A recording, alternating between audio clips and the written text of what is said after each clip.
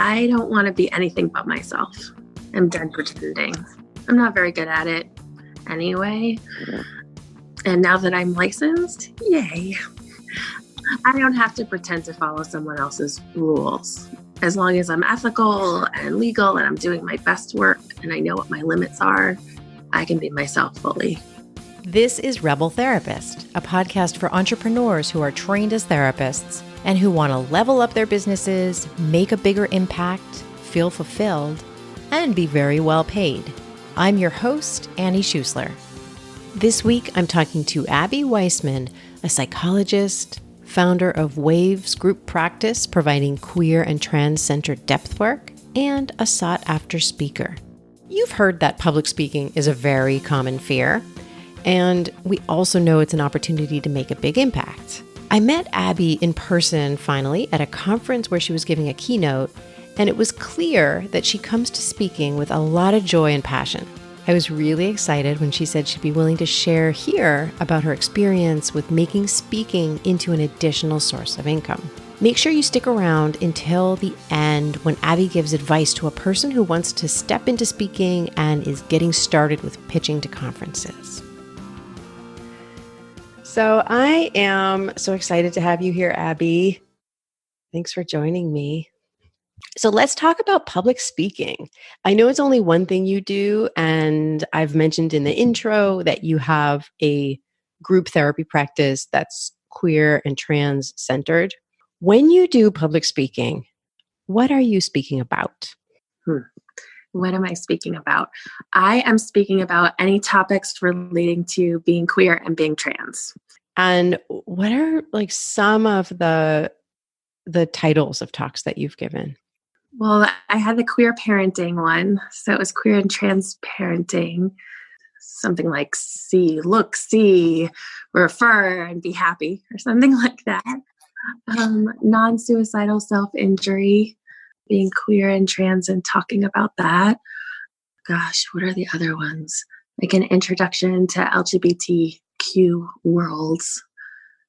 So really a lot from the very broad and then also some things that are more niche, more specific, like a little bit more like for people who are deeper into the community. Yeah, I prefer to give those conversations or those presentations, especially on like trans and Jewish experience. What's that like for different audiences? And also how to be trans affirming and not poopy. It's kind of a big center of my focus. How to write a letter that's supportive. What does that look like? Why do we have to write letters? What does it mean to be a gatekeeper? How do we hold that? How do we admit we have that power? What does it look like? That kind of thing. Yeah. And the place that I got to finally meet you in person was at the Diversity in Parenting conference that Mercedes Samudio hosts and created. And so you were doing one of the keynotes there. And so I'm wondering, like, well, I guess I'll just say first, like what my feelings were in watching you and hearing from you. It felt like you were really making it your own. It felt like you were being like hella quirky and yourself, and that you weren't like doing this particular thing that somehow I think a lot of people do when they do public speaking, where they kind of button up in this different way. Like, okay, now I am public speaking persona. And you really didn't do that. You were silly at times. You got really real. You had a dance party in the middle of it. And I was doing I was dancing in the middle of the talk. Not the only person. There were hundreds of people dancing. But so I'm wondering, has this always been the case that you took this approach, or is this something you developed over time? It's a great question. I am so glad you were dancing first and foremost, because I was like, how do I get people moving? Because I could see people kind of fading a little bit. And we were talking about some really intense and heavy material, and I wanted to make sure that they were really feeling it with their entire being, not just their heads kind of bopping away. So I think it's always been a dream of mine to give a presentation where I could have people dance in it for the middle. my mom actually is a presenter, and amongst many things, she just retired. And she told a story once of how in the middle of a presentation for 5,000 people, she's a medical doctor, she had them all get up. And when this was a more popular song, they all danced the Macarena together. So it was pretty amazing to hear that she could like lead everyone together to be silly and to experience their bodies and to just have fun and enjoy it in the midst of learning some intense things, I imagine. So I always wanted to do something like that. It felt like, oh, what a cool opportunity. And I don't want to be anything but myself. I'm done pretending. I'm not very good at it anyway. And now that I'm licensed, yay. I don't have to pretend to follow someone else's rules. As long as I'm ethical and legal and I'm doing my best work and I know what my limits are, I can be myself fully. Yeah. And you said now that you're licensed, do you feel like you have stepped into that? And you said you're done pretending.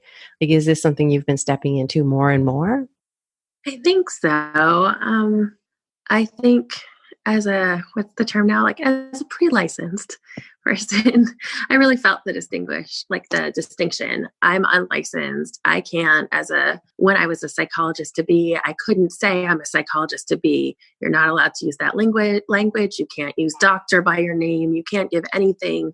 You can't market yourself. You're not really supposed to be even, you can be on a website, but you better have your supervisor's name very closely there.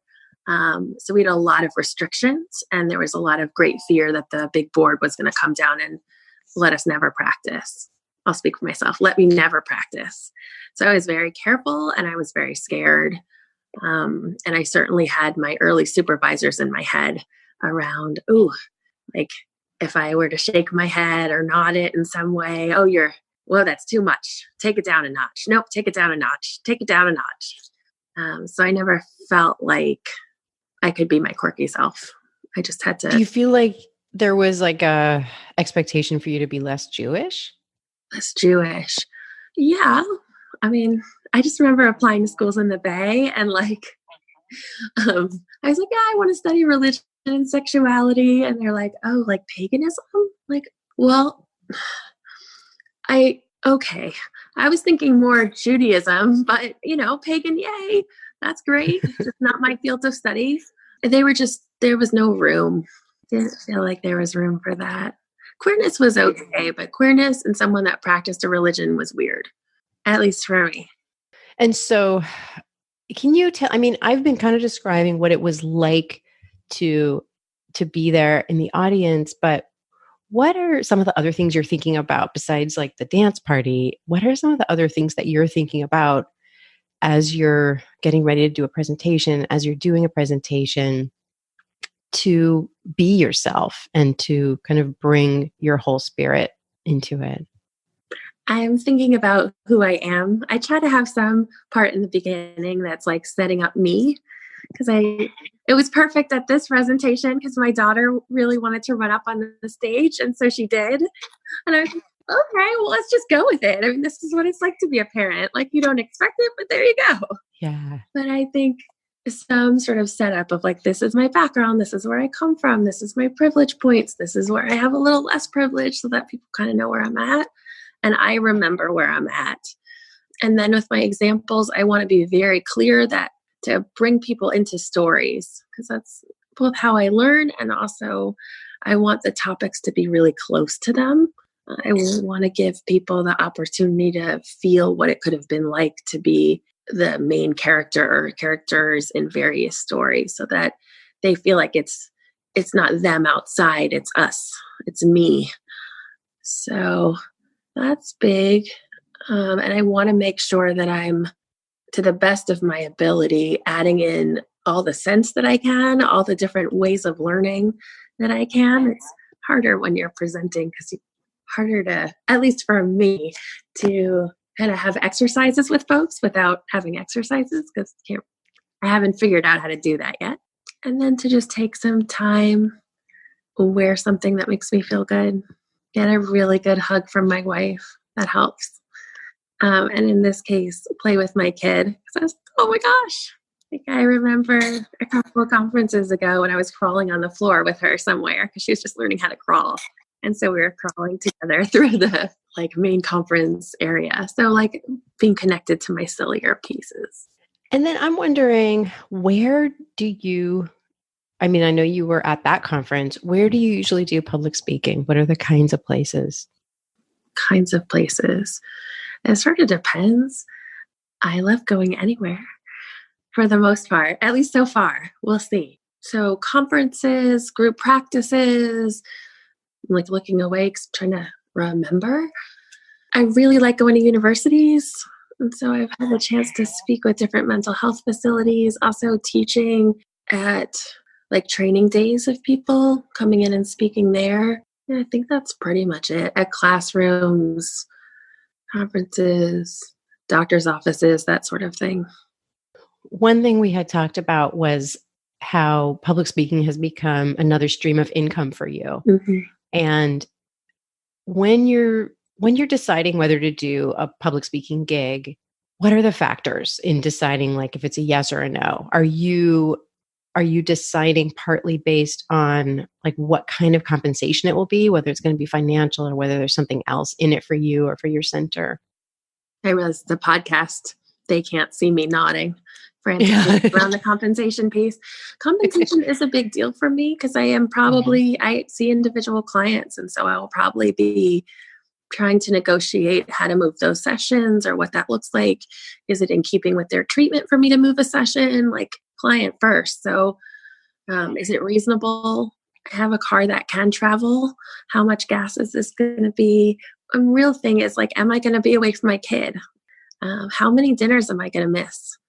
Can she come with me? Is this someplace where there's enough time? I mean, she's not in school, so she's little. Can she and my wife come with me for this day or two? Is there room? Because it hurts to be away from them. And so how much away from them time am I going to give up? Am I going to miss my one day of the week? And what's reasonable? I think I've gone into some proposals and I'm like, okay, here's 6 topics.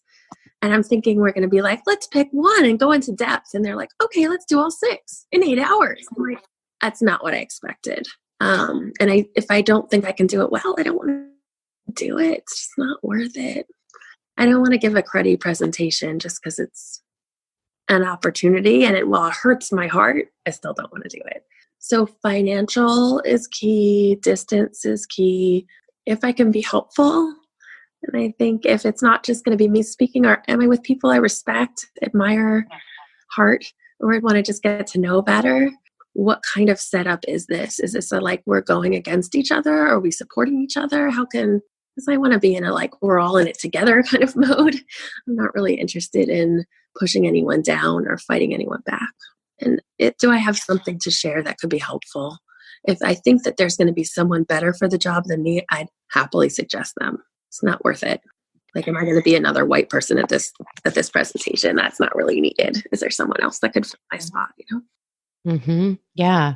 Have you turned things down because it seemed like it was like maybe an all-white presenter event? I haven't yet because I haven't had that opportunity. Not opportunity, like I didn't know. Yeah. Until I got there. And I'm like, this is awkward. I'm thinking of a statewide conference that I attended. And so I just made a point to attend everything that was related to people of color and to talk about it and to ask the directors of it to make sure it doesn't happen again, that diversity forums got, pushed at the same time as other events so not everyone could go and things like that. So trying to do some more advocacy work. Did it work? I don't know. But it did make me kind of wonder a little more. Mm-hmm. Yeah. A little more cautious. How do you decide how much you're going to ask for? I saw that question. I don't know. I am part of business school boot camp with the Zini-Me folks. And so often I'll go in and post something like, this is the amount of money that I really want. My gut is screaming, how do I ask for this? And then I'll get some feedback that's like, okay, just, ask for it and then take a couple of breaths or put yourself on mute.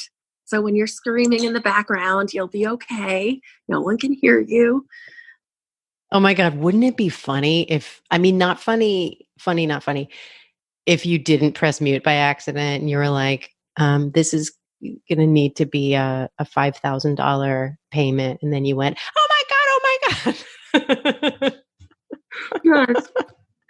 I don't. I just made up a number. But No, yeah. I mean, that's actually what I would be asking for, is probably around $5,000 if I'm going to have to take off a day of work and go somewhere, because it adds up. I forget that it's not just about the time in the presentation, but it's the time in the presentation. If there's going to be question and answer period after it, if there's going to want to like hang out with you and do another kind of presentation or facilitate a discussion group, how am I going to get there? How am I going to get back? It's California. I'm going to be stuck in traffic. I'm going to be grumpy Gus stuck in traffic, and I'm going to need 20 minutes to meditate or do jumping jacks or dance to YMCA. So kind of negotiating that. And then also probably have to get childcare, because most likely it's going to be done on a time where I have my kid, which stinks because I'll miss my kid, and then stinks because I'll have to figure out who can cover it. And honestly, when things are on a Saturday or Friday night, the Jewish Sabbath, I get even more grumpy. I feel like a lot of things are not taking Shabbat into consideration. And I get that in San Diego, we're relatively small. And it would be really great if it were an option to not have to work on my Sabbath. So I've been doing it anyway, because I am, for the most part, feel pretty new. But I don't schedule clients on a Sabbath. I take off Friday, Saturday, and Sunday. So that's one caveat. Yeah. And so when you say you're new, like, do you think you're saying yes to things now that you can imagine saying no to a couple years down the line? Possibly. Yeah. I think I don't want to be known as the person who needs like peeled grapes by their bedside table, you know? Like, I want to be known as someone who's like easygoing in some ways, that will be able to do whatever it takes to make it happen and be on it, while at the same time being really respectful of what my boundaries and needs are. And that's tricky. That is tricky. And especially like, we can't control that people, people are going to feel about us, how they're going to feel about us. Yeah. Sometimes I agree. Sometimes I need to set a parameter that is going to make somebody else unhappy and maybe not like me as much. And like, there's nothing I can do. I mean, I could do something about that. I could try to please everybody, but I just know that's not going to work anyway. And then I'm going to be super grumpy pants. It's future Annie jumping in. Are you ready to launch a signature program and start the next phase of your business? If yes, I want to support you in shortening your learning curve and getting started now. Join me for Create Your Program. It's a 5-week experience. Over those 5 weeks, you're going to clarify your niche, identify the first iteration of your signature program, create a doable marketing plan, and begin the launching process. You're going to find really great people in there with you in this program. Every week, you've got a 1-hour group call and some structured work between calls for you to work on your own business. And in the final week, you've got a half-day launching workshop. It all happens online. Head over to rebeltherapist.me/create to find out when we start and learn more. When you get there, you're going to fill out a brief application and make a deposit, which we will hand right back to you if we decide it's not the right fit. We're already partway into 2020, so if this is something you want to do this year, let's make it happen. Head over to rebeltherapist.me/create. And for now, let's get back to Abi. Do you have certain things that you ask for around accommodations? Like, do you have certain things, just like travel accommodations, family accommodations, things that you've kind of learned to ask for? When the categories are similar to what my wife studies, for instance, to ask for a pass for her to go and attend. Mm-hmm.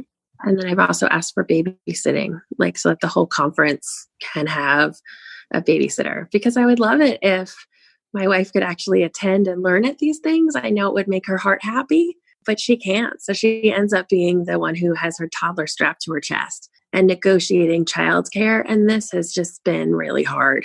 If they come, it's like, as my wife would say, it's like the same thing as home, but with less resources and no idea of how to do anything and stuck in a small room. So that my recent kind of hope is that conferences would have access to childcare or would have some suggestions of services or trusted people for childcare. Because I'm not going to leave her with anyone. I really want to know that I can see her and it's okay.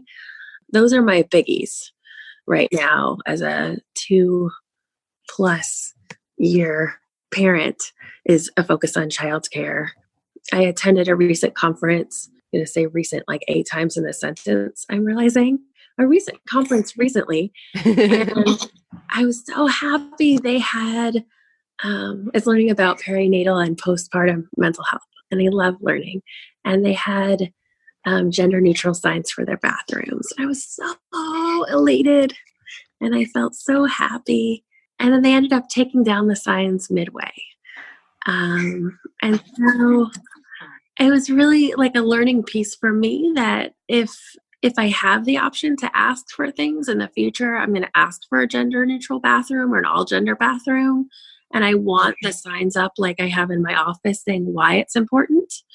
And as I usually try to do in presentations, talk about the lighting and what things I have control over and what things I don't. And so I'd want to know what is available to have control over in terms of how harsh the lights will be or access to outside space or what do breaks look like. Because I don't think anyone's going to learn anything in a full 8-hour, I hate to say straight through, but forward through presentation. So what ways can we integrate movement? How can we do this differently so people can actually learn?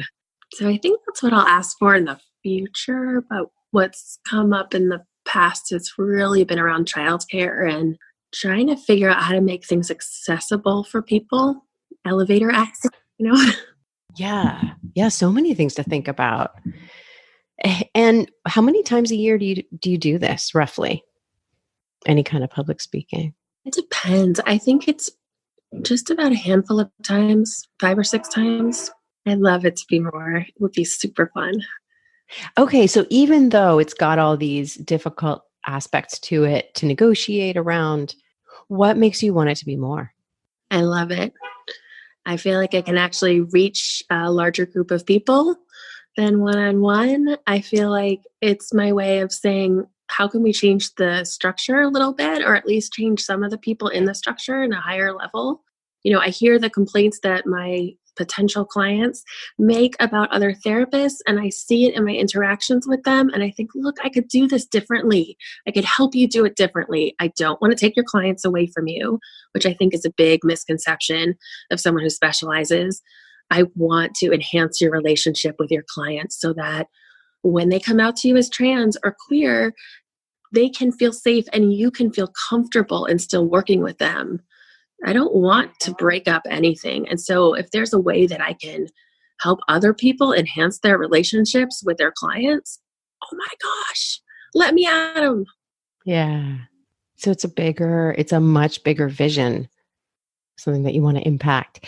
I remember at your talk that you succeeded in creating, and I think it was the conference itself too, to give credit to that, but like you created enough safety that people were asking the quote unquote dumb questions, and nobody asked a dumb question. I'm not saying that, but that's, I think, usually the fear of asking something like for folks who probably had less exposure and, knew less about queer issues, trans issues, and we're going ahead and asking questions. And I loved that. And I loved how you answered them, that you were really clear and direct, and that you also stayed very loving.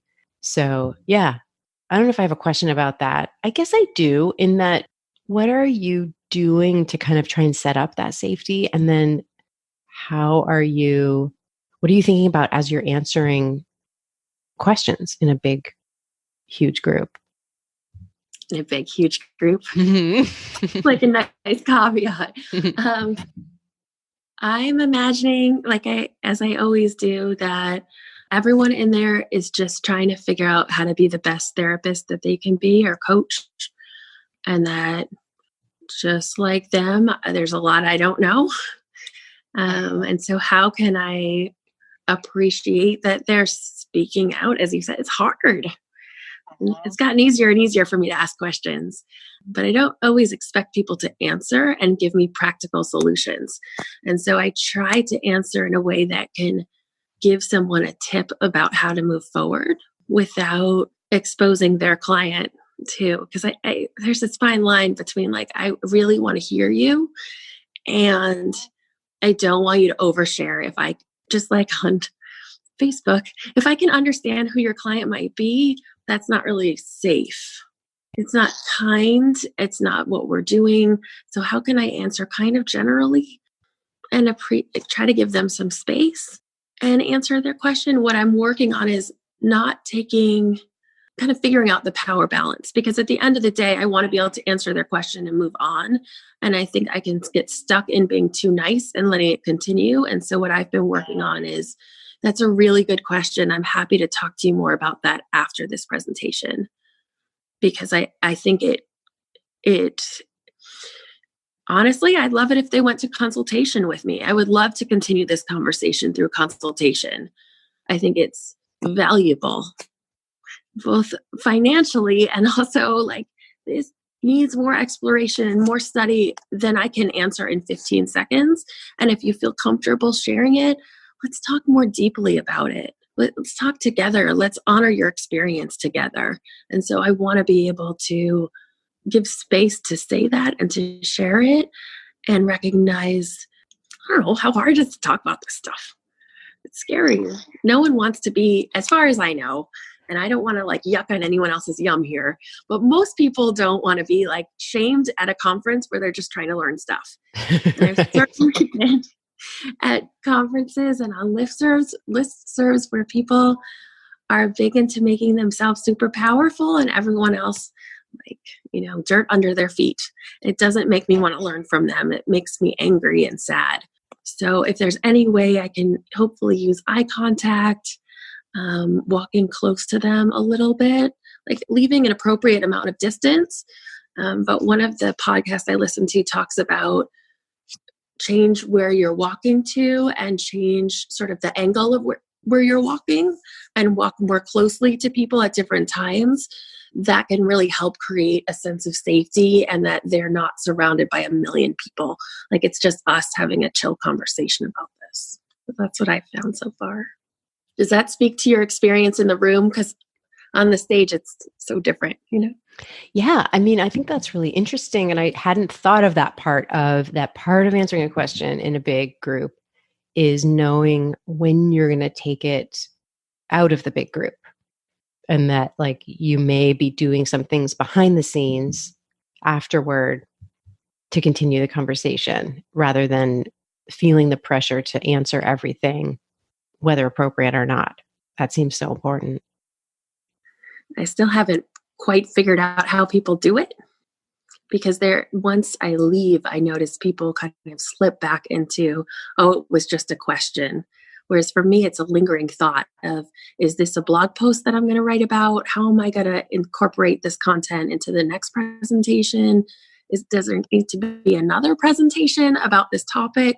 How did I lose them? Is there a way that I'm going to reformulate slides so that I'm adding that in? Well, that brings up another question about the presentation itself is, how do you find it most effective to use slides? Are you using them? Are you using a lot of slides? Are you kind of going back and forth between using slides and just being there kind of without the slides? How do you tend to decide that? I researched a lot with that one. I researched a lot about what keynotes look like and how the main goal of them is to empower, get people excited, and bring together themes of the conference and specific information. Yes, but it was to energize.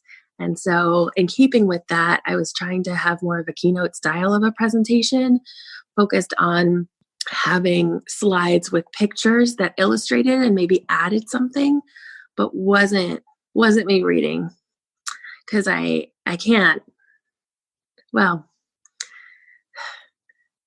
I hate reading slides. As an audience participant, I hate reading slides. I have glasses. My glasses are never strong enough for those days. I can never see. I don't often know what they mean. I start geeking out over their grammar and I lose focus. Like, I have ADHD. I'm already like barely there when I'm in the audience. So I want something that will draw people in and also give them an image that's going to facilitate their understanding and that's going to connect them to it. A talking point where we both are talking with this slide and this image, not a, like, it's a point that we share. We're both looking at this slide. Often in presentations, not in this one, but I'll have people, if as they feel comfy, to read a slide for me so that I'll have other voices in the audience, not just mine. And that can draw people into the presentation in a different kind of way. Or I'll have them like look at the slide and describe it so that they have a different interaction with it, that it's not just flat on there. I've learned a lot about going to these conferences where the slides aren't lifted high enough, and so the reading is caught by other people's heads. Uh-huh. So I always try to lift my images and make sure that I have the most, anything I want to write in words is towards the top, that I'm captioning everything to the best of my ability. Same with videos, that everything would have captioning, closed captioning. I'm really careful about the images that I'm using. I'm trying, if it's not about myself, I am trying to only use like copyrighted images or images that have been cleared so that they can be used for mental health purposes. Like, trying to be really on it. And like with this one, I was trying to give research examples, but make it more personal, make it a little more vibrant so people could hopefully feel through the picture. But sometimes I need words so I remember where I'm at. Mm-hmm. And I have notes on the bottom of the screen, so I kind of know what I'm supposed to be saying, but I want the audience members to know why I'm talking about it. Sometimes when I'm listening, I can miss a couple words, and then all of a sudden I'm like, oh no, like I missed a whole idea. And I don't want people to have any worry. I can't control for that totally, right? But at least a little bit sense that they didn't really miss me, that we're still talking about the same topic and making sure there are a couple key points there. I would love to have like dancing images, but I think it can be distracting and kind of cheesy at this point. So yeah, I've been doing PowerPoint, but there are other programs I'm playing with, like ones where you can have audience participation so that I know who's really in the audience, what their pronouns are, how they identify, so I have a better sense of who they are. But you need a really strong, steady internet connection. And I didn't want to take the chance. I had it all set up, but I didn't want to take the chance that I would lose people in the technical parts. So yes. It's like that trade-off. Yeah. What would you say to someone who is wanting to get into this more, and maybe they're at the stage of wanting to, pitch themselves as a speaker to a conference? Like, how would you recommend that they get started in thinking about that? I would celebrate them. I would encourage them to give themselves hugs, but I'm like that. It's exciting. Especially if they don't utilize any substances. Like, I'm not really a substance person. Like, it is a high. I mean, it's like an amazing feeling to be up there and have like 30 minutes of like glorious, this is amazing feelings. So I would encourage that they would love the feel. Let's see, I'd support them writing down, just like I've been kind of taught with blog posts and things like that. What are the themes that are coming up if they're therapists with their clients that they want to rant to their clients about, but they don't because they're a therapist, and so they sit there and hold? Oh, that's a great way of thinking about it. Absolutely. Because I have a lot of these points where I'm like, oh, I have so many resources and so many things that I want to share with you, but this is not the appropriate time in your treatment or how you're at. Okay, I'm going to take some deep breaths and sit back and emotionally jot this down in my brain that this is a blog post. Like, I find myself having theme after theme especially in different days. Like, wow, I've used this example a lot. What's going on? Well, that's something that I can bring to a bigger audience. Maybe more people are connecting with it. So what are the areas where they've talked their head off of their partner or partners and they're like, oh, just get over it. That's maybe what they want to write on or talk about. To remember, like, it sort of depends. I would be excited for them to think about what are the speakers that they've seen that they're like, oh my God, you're amazing. For me, it's like, oh wow, you're actually human. Like, you're multifaceted and I could really connect to you. Like, I see your heart. I see your heart and I see you give space for other voices. Like, that's what I want to see. I don't want to see someone who's a know-it-all. I want to see someone who is so, like, not enraptured is probably the wrong word. Bad Jewish moment. But like someone who's like super excited about the work they do and can't wait to deepen it. That's what I want them to do. And if it depends how they remember things, like I do voice recordings a lot and then play it back to myself when I'm driving and be like, oh yeah, that's the point that I really want to make. So I love this. It makes me think of like letting themselves really geek out and lean into and enjoy the excitement of this. And then I'm thinking, allow the proposal, allow the pitch to come from that energy. Yes. I mean, I totally get into like hyper-focus land. I'm like, oh, this is a great idea. Let's go through all of the research material on this one topic. And then I get lost and overwhelmed and freak out and go back to like my blog post or my, 5-minute journal rant about the particular topic. And I'm like, oh yeah, right. This is where I'm supposed to be. Or I'm like, oh, forget it. And then I go see a client like yesterday. Oh, forget it. And then I went and I saw a couple clients and I was like, oh, right. I really do know this stuff. Okay. This still would be important. This is still relevant to my clients. So I look at kind of the relevance piece too when I get mired in my own crud. But what makes them the happiest? What makes them feel like the most joyful or heartbroken? I am a big proponent of strong feelings. And so what brings them out? Because whatever they're going to share, I hope, is going to elicit some feelings in other people. Is going to help them deeply be there and be with them. So yeah, that's I think where I'd start. And then I love networking. So it's really fun for me to get to talk to people about what they love and hear more about what makes them happy. And yeah, it's been really helpful to meet friends and colleagues and have them invite me to their practice.